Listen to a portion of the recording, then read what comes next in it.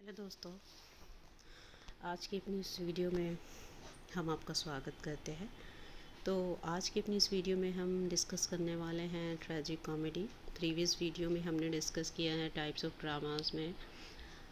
Drama में comedy को। तो इसकी जो ये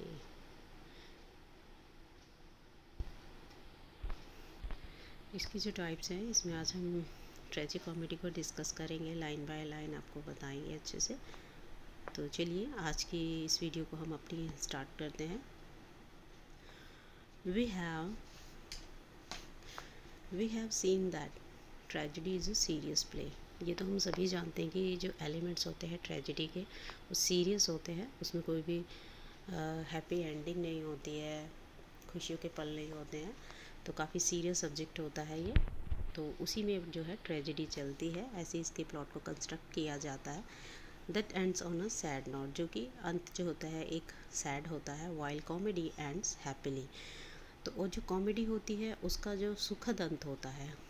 अब ये दोनों अलग अलग चीज़ें थी, but with the passage of time, जैसे जैसे समय चेंज होता गया लिटरेचर में, तो चीज़ें बदलने लगी। राइटर्स, ड्रामेटिस्ट, इन्होंने जो था ट्रेजिक प्लस कॉमेडी को मिलाकर एक नई फॉर्म को जन्म दिया, जिसे कहते हैं ट्रेजी कॉमेडी।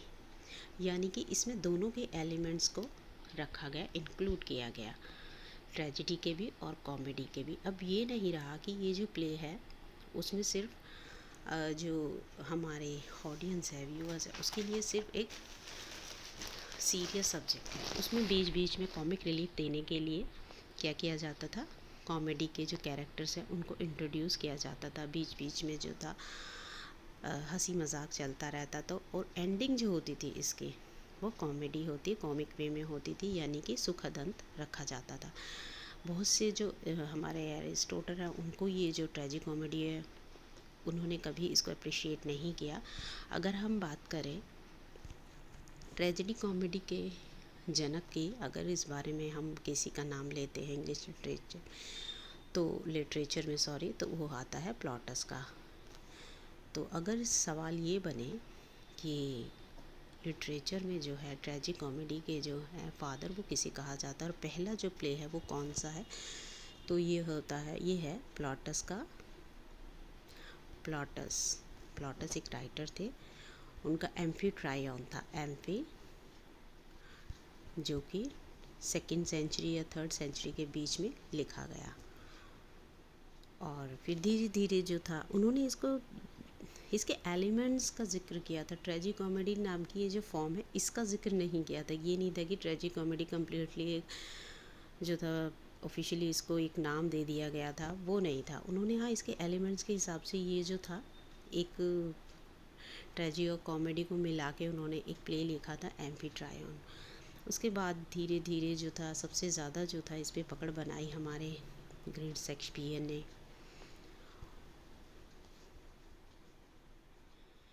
और उस वक्त मर्चेंट ऑफ वेनिस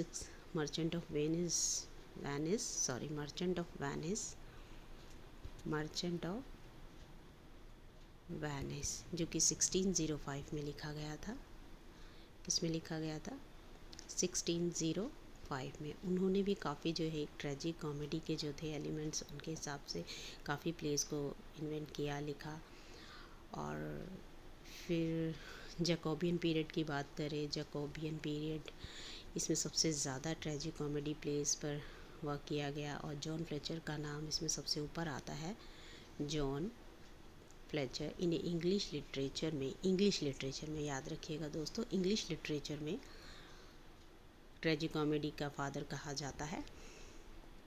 तो इनका एक प्ले था द फेथफुल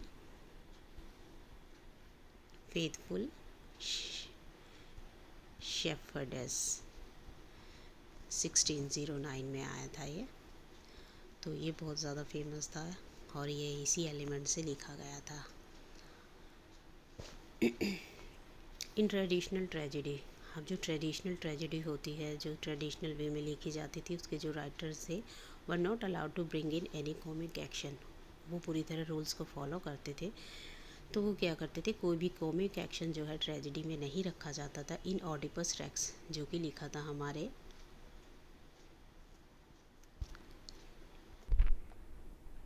ऑडिपस रेक्स की बात करें, in Oedipus Rex for example Oedipus Rex जो है हमारे जो ग्रीक राइटर थे,